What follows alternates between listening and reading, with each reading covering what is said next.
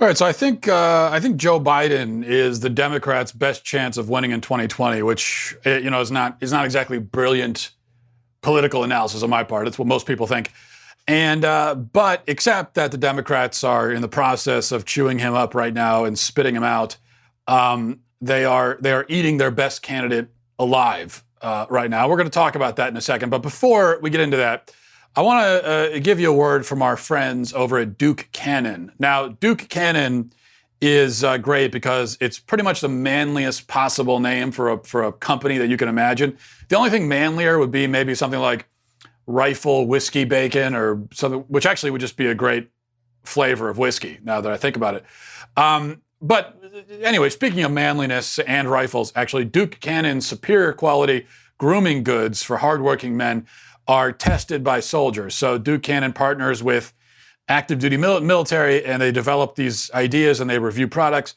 And anything that doesn't meet the standards and expectations of our soldiers then just isn't going to happen. It's thrown on the cutting room floor. Duke Cannon sells basically everything you need, nothing you don't. My favorite Duke Cannon product personally is the beard wash and also the beard balm, which, you always got to carry your beard balm around with you. If you're a beardsman like I am, you got to have your balm. Smells like arm wrestling and lumberjacks. It's a wonderful product. Your beard is a precious thing, and so you need to take care of it. They also have shaving cream, if you're into that kind of thing.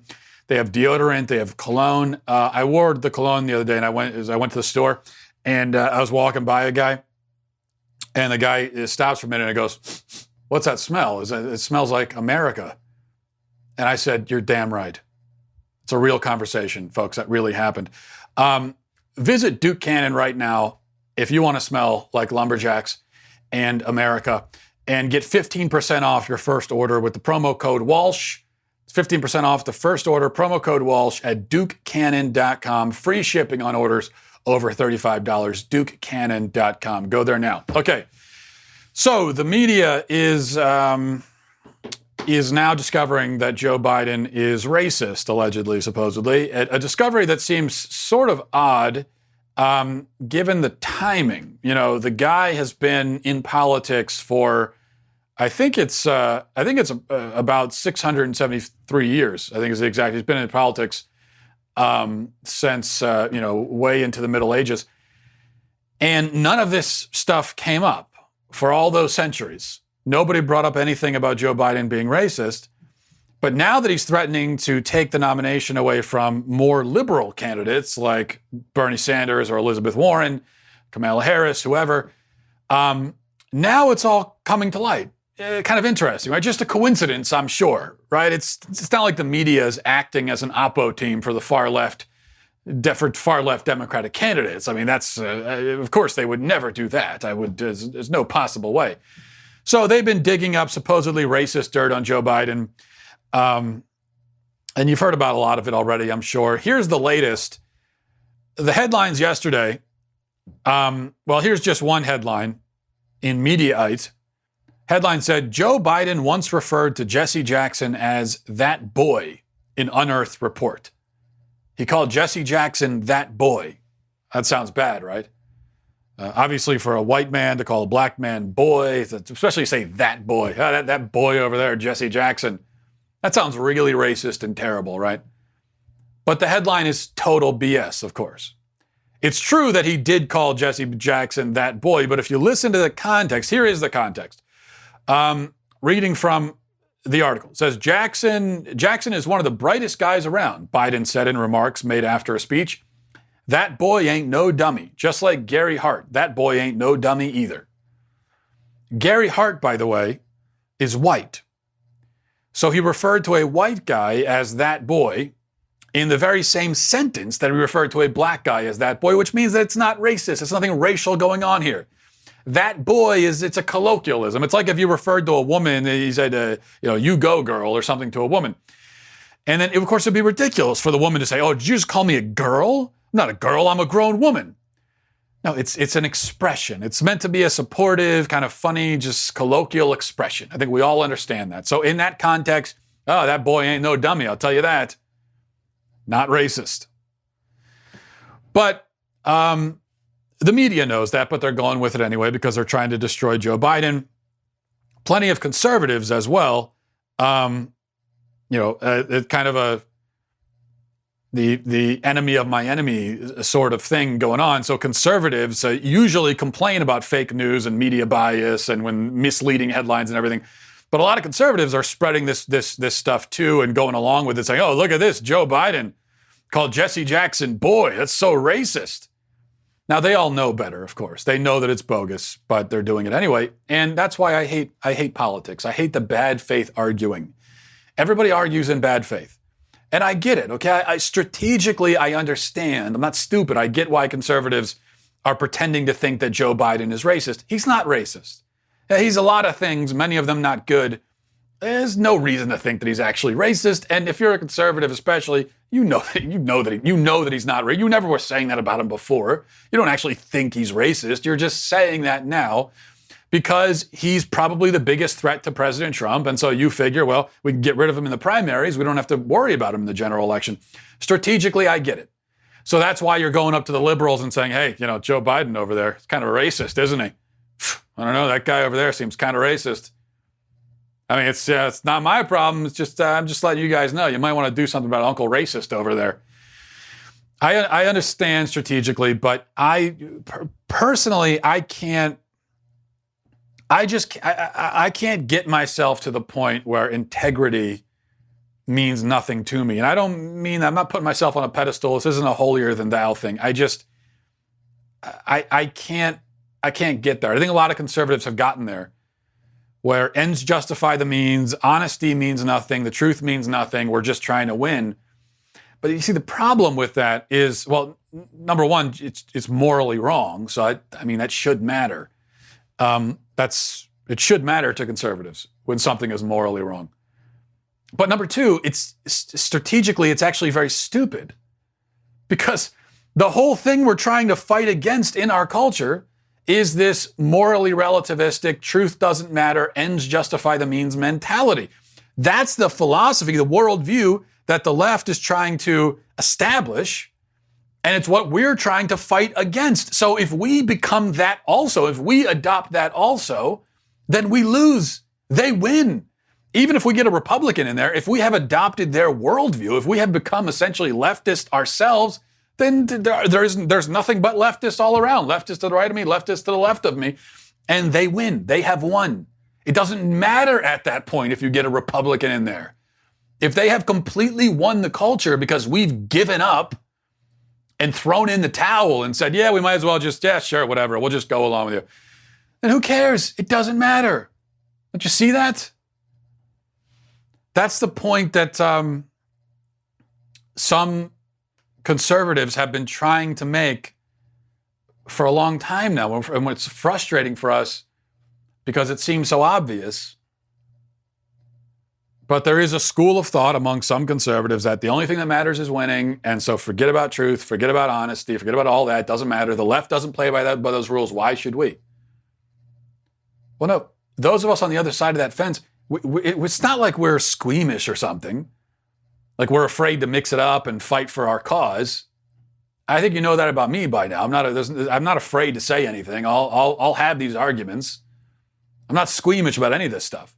I'm just saying, in my mind, this is exactly what we're opposing. If we become what we oppose, then there's no point anymore. My mission is not to get Republicans elected. That's not what I'm all about. All right. Also, of course, the problem is that when you take people out of context and you try to paint them as racist, even though you know better, you can't really act outraged and offended when the same is done to your side. I mean, you can, but why would anyone take you seriously? And that's why nothing matters anymore. Nothing gets done. No conversation goes anywhere. Arguments lead to nothing. Neither side has any credibility on anything anymore. And that's the problem. We've all just punted our integrity 100 miles away. We're pretending to be offended by the exact sorts of things that we do and say ourselves. So we play the game and accuse the other side of being the only one that plays it when we know that's not true. And everyone knows that everyone else is full of it. We're all looking at each other knowing that the person across the table is full of it and they know that we're full of it, and so it doesn't matter.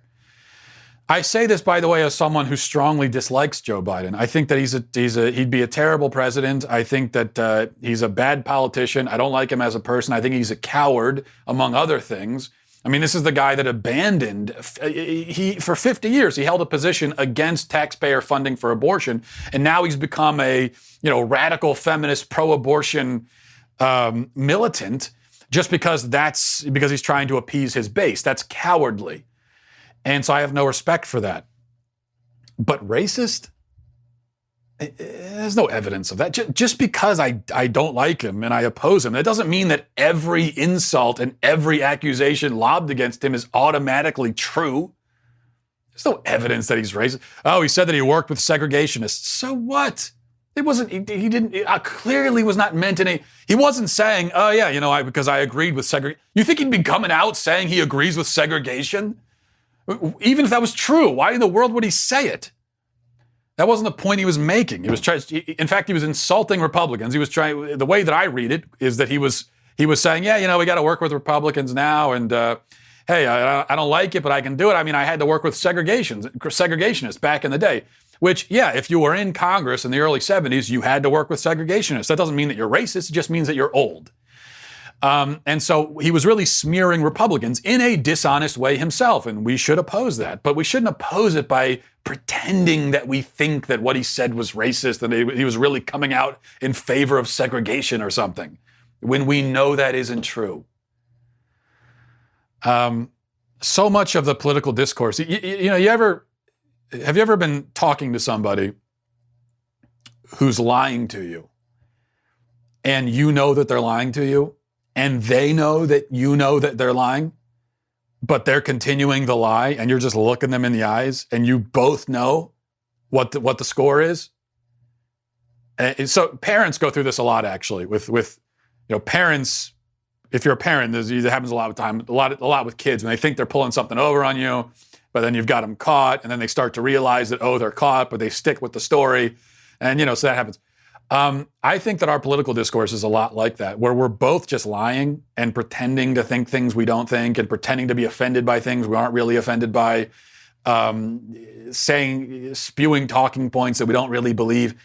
And we're saying this to each other and looking each other in the eyes, but we both know that the other person is full of it, and they don't really mean it.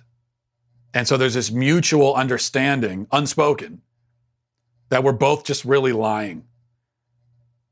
And I don't know, at a certain point, you just get tired of it. You say, I don't know, why am I even going to have this conversation? It's pointless. It's all a game. It doesn't mean anything.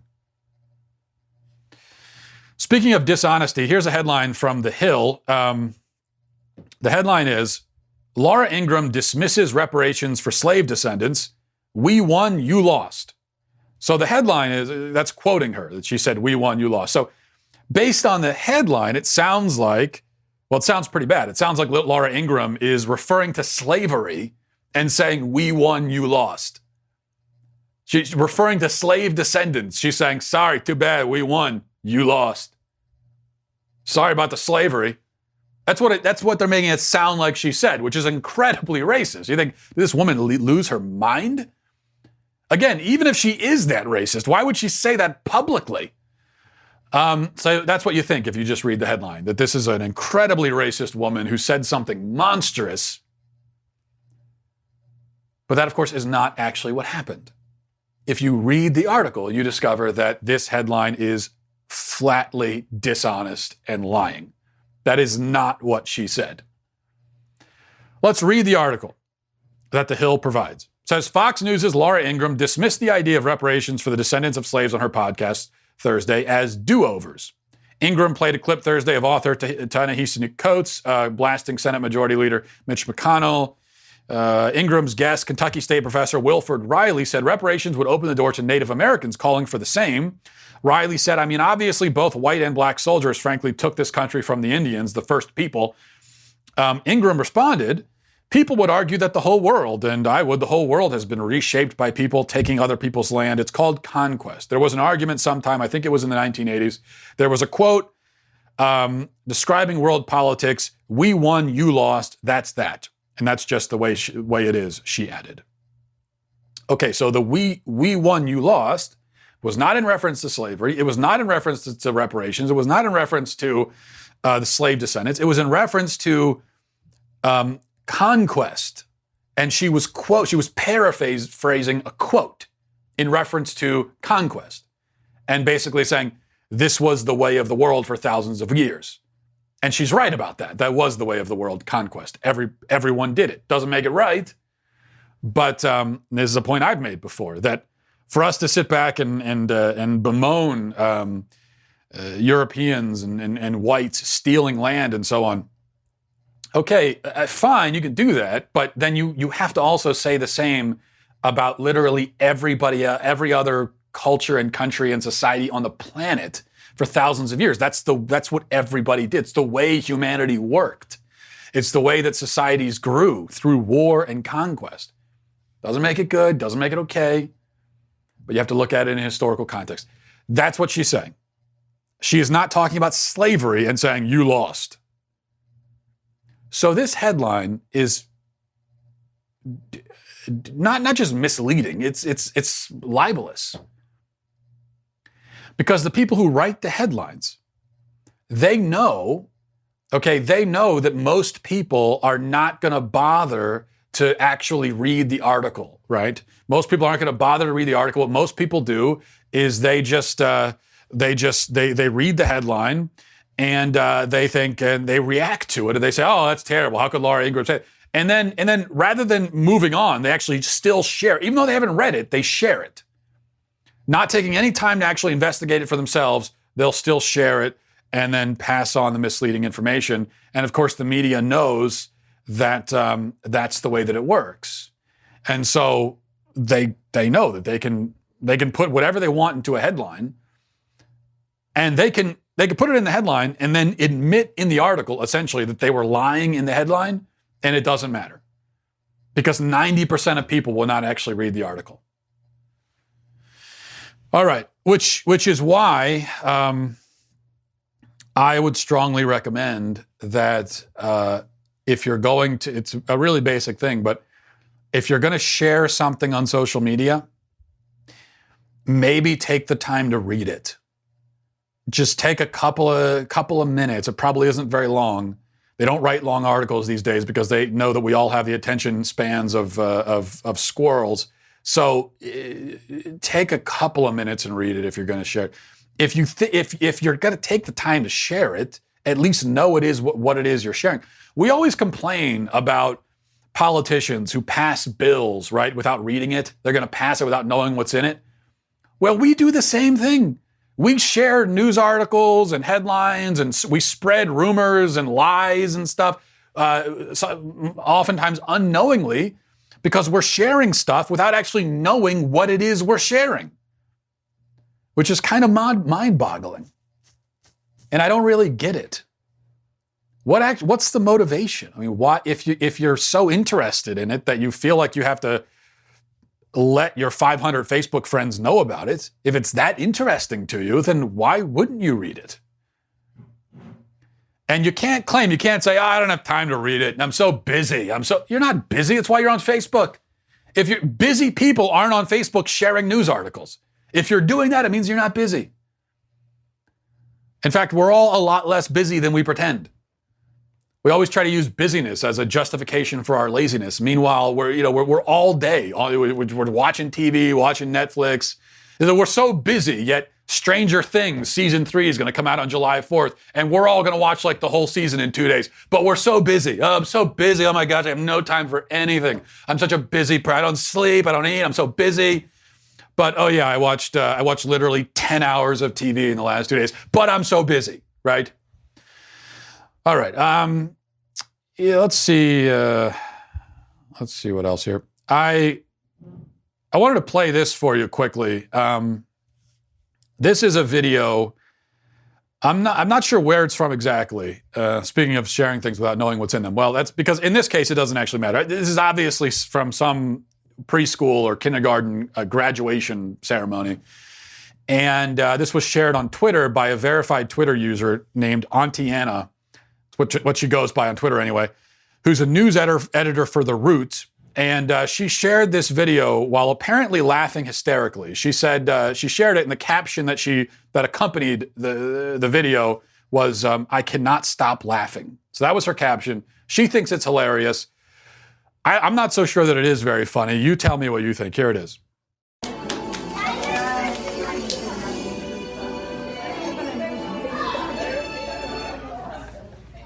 Good afternoon, parents. Good afternoon, boys and girls. Shut the Hey! Not nice. No, thank you. No, thank you. You need to leave? No. Okay. Oh, he's out. Yeah, he's out. So the young boy looks to be, I don't know, 4, maybe 5 years old, and he shouts, "Shut the F up" to his teacher, and then calls her the B word. And as I said, some people find this funny. It is not. It's not even a little bit funny. There's nothing funny about it. This is something that I see videos like that, and it takes me back, not nostalgically. It takes me back to memories I don't like to recall of my experience in public school. And I used to see this thing all the time in public school. And I went to a school that was supposedly in the top 5% in the country academically, I believe. Yet this, for 13 years of K through 12, this kind of thing was common, where you would have kids that would cuss out teachers, shut the F up, call them the B word, verbally assault them, sometimes physically assault them. It's common. It was common for me, again, in a supposedly good high school. You can only imagine what goes on in schools that are, let's say, in the bottom 5% academically. And this is what teachers deal with. And they deal with it. Now, I watched that video, and my anger that I feel is, number one, directed at the people who think it's funny. Number two, my anger is not directed at the kid at all. Okay, if that kid was 17 years old, then yeah, I'd have anger at the kid, because you're old enough at that point where you should know better, even if you weren't raised to know better. At a certain point, you got to start figuring it out as an almost adult.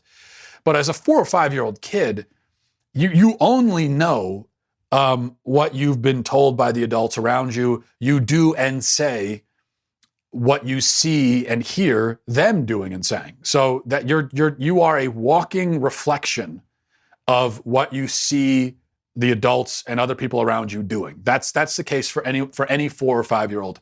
So if they're acting if they're acting horrifically like that, then it is 100% a reflection of how they're raised. So that kid, I have 5. Well, now they just turned 6. So I've got 6-year-old kids. We've got an almost 3-year-old. They have their moments, believe me, of acting out and being disrespectful, and we work with them about that. We discipline them. No kid is perfect. I am 100% certain that my kids would never, ever talk to an adult that way. They wouldn't even know how to talk to an adult that way. If they ever did talk to an adult that way, the consequences would be severe. But they never would. I'm 100% certain they never would, because they just don't have that in them. Because we don't treat them that way, and we don't treat each other that way. They don't see it. They're not around it. They wouldn't know to act that way. So if a kid is acting like that, it's because that's how he sees the adults in his house acting, and that's probably how they act towards him. If a kid is saying, "Shut the F up" to an adult, I guarantee you that he has been told, "Shut the F up" by adults many times in his life. And that's why he's acting that way.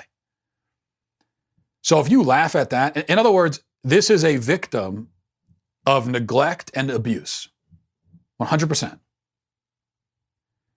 Laughing at that is no different than if that kid came in with welts and bruises all over his face and you laughed.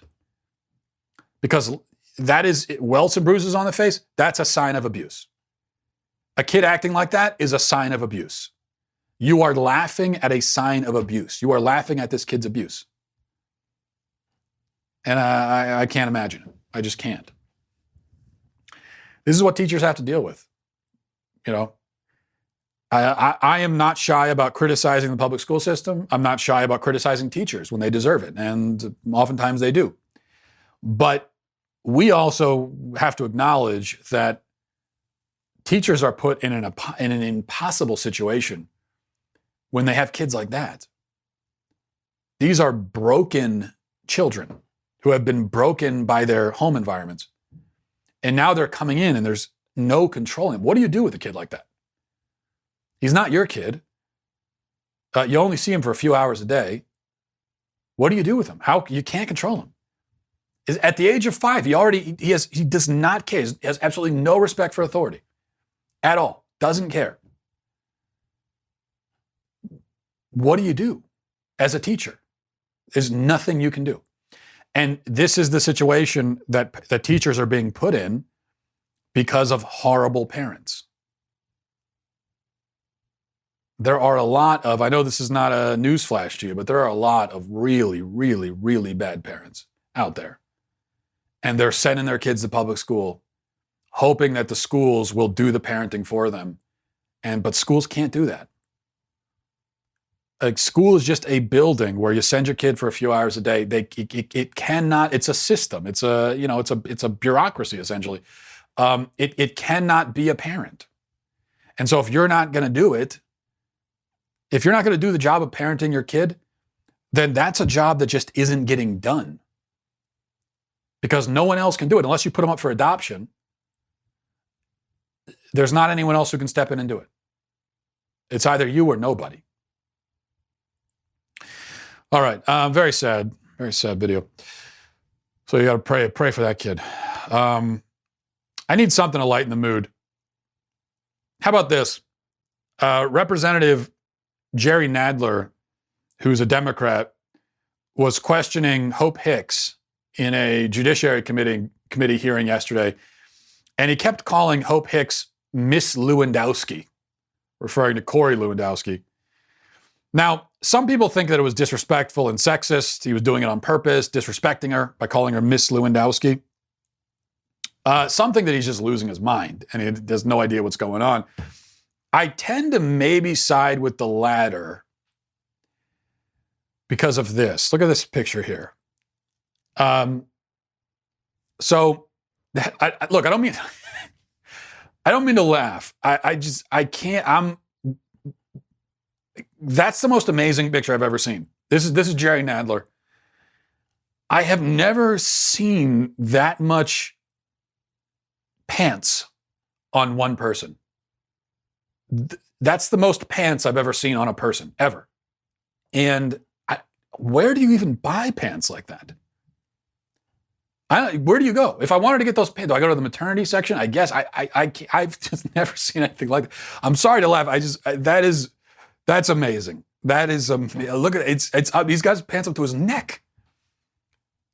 How is that even? Now, I put this on Twitter and I had some people lecturing me saying that it's mean and I'm mocking him and I'm mocking the elderly. First of all, it's not about him being elderly. I know that older people tend to wear their pants up higher. Nothing wrong with that. And but look, I've seen a lot of old people in my life. I've never seen pants like that. I've never seen that. That looks physically impossible. And I'm not mocking him. But it's a remarkable picture that I just have to share. Yes, I'm making fun of him a little bit, but it is hilarious. You have to admit. Really, though, my point is compassion. Yes, that's what it is. I'm being compassionate. What I'm trying to say is, yeah, he called Hope Hicks Miss Lewandowski 3 times. It seems like he's being disrespectful. But then think about those pants. If a person really knows what's going on, do they wear pants like that? Probably not. So have some patience with him, is all I'm trying to say. I think he made pants out of it's like you took a blimp or something and cut up a blimp and made pants out of it. I can't, it's incredible. All right, let's move on to emails. MattWalshShow@gmail.com, MattWalshShow@gmail.com. And I keep thinking about the pants. It's hilarious. Sorry. This is from Thomas. Says, "Hi, Matt. I was talking to a friend a while ago when we somehow got on the topic of music. She and I have relatively the same taste in music, classic rock, except for one thing. She actually enjoys the band Nickelback. I absolutely cannot wrap my mind around how somebody could like a band that makes multiple songs that sound so alike and aren't even that good. I came to you to settle this debate that has lasted for months. So, with the world and leftists destroying knowledge, please tell me, is Nickelback a good band? Well, of course, Thomas, you're right. You are correct. They are not a good band. They're a terrible band. They're very bad. However, I will say that I think they're not nearly as bad as they're made out to be. And I don't mean that as they're bad, don't get me wrong.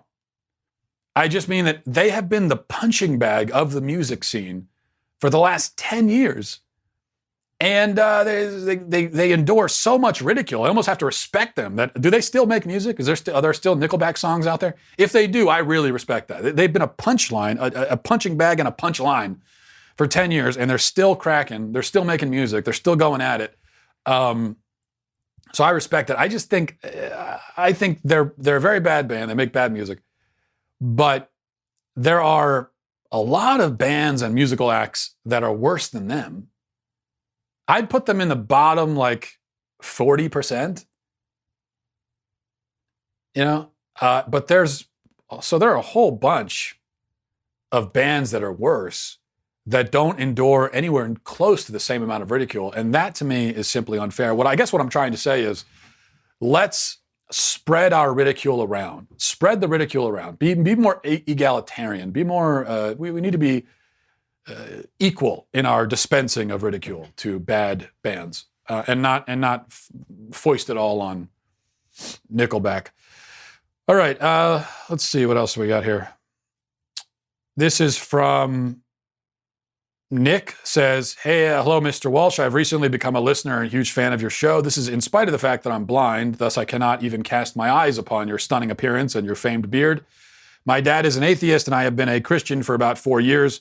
We were discussing an argument that objective morality could not exist without the existence of God. He thinks that the ideas of right and wrong could have come about through evolution and what was most beneficial to the survival of the human species. As evidence, he cited the most intelligent monkey/ape species, who seem to live in a fairly ordered social structure, yet do not have the rational capacities that humans do. He thinks they still have some sense that killing, stealing, etc. is wrong. What do you think about the idea that morality could come about through evolution alone? Why would we evolve to do what's best for the species as a whole rather than looking out for ourselves only in a Hobbesian state of nature? Any good authors you know of on the subject? So I think there are a few problems, Nick, with the theory that morality evolved. First of all, yes, your dad mentioned some apes who seem to have some rudimentary moral sense. I'm not sure I agree with that. I think we tend to anthropomorphize animals, and sometimes we'll see animals doing something or acting in a certain way, and we'll assume we'll kind of imbue human qualities into it, where I think it's not really appropriate. For instance, you'll see a picture of an animal kind of standing over a dead animal, and we'll think, oh, isn't that so sweet? He's weeping over the animal. He's mourning the loss of his fellow fox or dog or whatever. Maybe there's something like that going on, but maybe not. Maybe he's just about to eat the thing's body. I mean, that's probably more what's happening there. So, but in any case, what we certainly know is that no other species has the capacity to formulate the kind of sophisticated moral system that we have. We are the only species with a sophisticated moral system. We're the only species that's capable of real benevolence, and also the only species capable of real cruelty. And that's why, for all that your dad says about, well, look at apes and monkeys, well, I would ask your dad, does he think that if an ape kills another ape, we should put the ape in jail? What about it when an ape has sex with another ape without getting consent first? Should we put him in jail for rape? Should we start trying animals? I'm thinking your dad would say, no, that's ridiculous. And why would he say no? He would, I assume, say, well, no, you can't put a monkey or an ape in jail for murder. They don't know what they're doing. They don't have the same sense that we do. They're not, they don't have the same awareness. They don't have the same culpability. Well, yes, exactly. We're the only ones with that culpability. But that's kind of weird from an evolutionary perspective. Because if this kind of thing just evolves by chance, it would seem mathematically certain that other species would evolve it too, yet none have. Millions of species on Earth, we're the only ones who evolved this rather peculiar ability to see right and wrong. Or I guess from an evolutionary standpoint, if there's no God, to invent the concepts of right and wrong. It seems odd that we're the only ones who did that. Also, from a purely evolutionary standpoint, remember the only point of life is to reproduce and sustain the species. And the idea behind evolution is that those qualities which help towards the propagation of the species and the survival of the species, those qualities are going to be passed on, while qualities that interfere with propagation and survival will die away. And that's because, as the theory goes, if a certain member of a species has certain qualities due to whatever genetic mutations or whatever that cause him to act in a way that's more advantageous for survival and propagation, well, then he's going to survive and he's going to reproduce. Whereas those that lack that quality will die off quicker, and then that sort of strand will fade away while his strand will continue. And then that's how you have evolution through natural selection. And without a God, then that's all that's going on. There's no guiding force, there's no intelligent design, there's nothing like that. It's pure blind evolution and genes kind of doing what they do on their own. Well, if that's the case, then we have to ask, what about something like rape? Rape propagates the species. Rape has evolutionary advantages. And that's why with many species of animals, rape is the only way, basically. Now, we don't call it rape again because they don't have the culpability that we do. But for sake of argument, for a lot of species of animals, rape is the only way that they reproduce. You'll see in a lot of species, the male dominates the female. There's no consent or anything, whether the female wants to or not, dominates the female and reproduces. Yet, in our species, we have developed this idea that it's wrong. Now, it seems to me that it shouldn't have worked that way if it's all about evolution. Genghis Khan has 16 million descendants today. 0.5% of the population is descended from this one guy. 8% of the guys and of the men in the Mongolia area are related to him. Why? Because he went around raping and pillaging. He raped hundreds, if not thousands of women. He propagated the species more than probably anyone else on Earth. So we see again the evolutionary advantages of sexual domination. He was able to spread his seed, as it were, across the entire world. He has 16 million descendants. Yet we still as a society have developed this idea. We believe, or I would say we haven't developed the idea, we recognize the truth that rape is wrong. Every society, every culture condemns it, even though it still happens in every culture. But how is that? By the evolutionary model, the pro-rape folks like Genghis Khan should have passed on their pro-rape genes and created a whole human race full of pro-rape people. After all, again, these are the people who had the easiest time propagating, reproducing. They're passing on those genes. And that's all you have is just material, right? Genes, genetics. And so that's where everything stems from, even morality. And so that's how evolution is supposed to work. It seems to me by the evolutionary model, we should now live in a society, much like many animal societies, where rape is completely commonplace and normal and nobody thinks anything of it. But that's not the way it goes. Why? I think it's because there's a higher truth.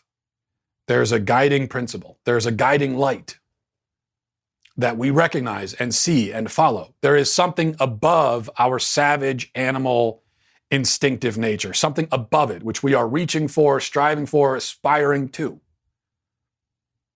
And I would call that something God. So that's how I would respond to that. Let's see if there's anything else.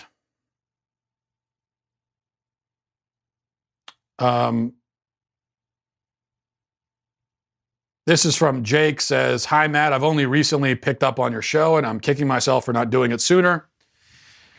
Hearing Bernie Sanders' views on a socialist United States would look like what it would look like has me deeply scared of what would happen if he somehow got voted into office. To me, it's reminiscent of how in Batman Begins, Liam Neeson wants to see Gotham fall just because it's too great. I would like to hear your opinion on what would happen if Bernie were voted in and started to implement socialist policies. Would there be a violent resistance, or would people protest? How would the left or right respond? Would the free market somehow survive, or would America be in shambles?" I tend to, Jake, I want to believe in the resiliency of the American idea of democracy and free markets, but I tend to think that we would be in shambles. Or we would be very close to it if we had an actual straight up socialist president in office.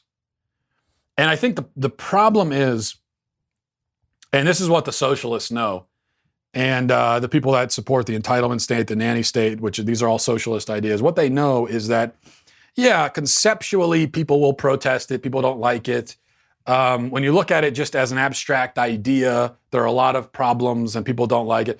But if you can shove it down their throats anyway, and if you can just get it in there, if you can establish it anyway, then people will quickly become dependent on it. And once they're dependent on it, they're not going to want you to take it away. And we've found this time and again with entitlement systems, whether it's Social Security or welfare, food stamps, Obamacare. Once, you have an argument about it, people don't like it, they protest. Once it's in, though, once you've started it, you've gotten people on it, they're hooked, and now you have them. And you can breed an entire country of dependent people. We're already basically there. So I think that having a socialist president would kind of be, I hate using this expression, but would kind of be the nail in the coffin. And so I'm very worried about that as well. I wish I could give you a more positive, optimistic view, but that's it. Have a good weekend, though. Anyway, we'll leave it there. And hope you have a great weekend. Thanks for watching. Thanks for listening. Godspeed.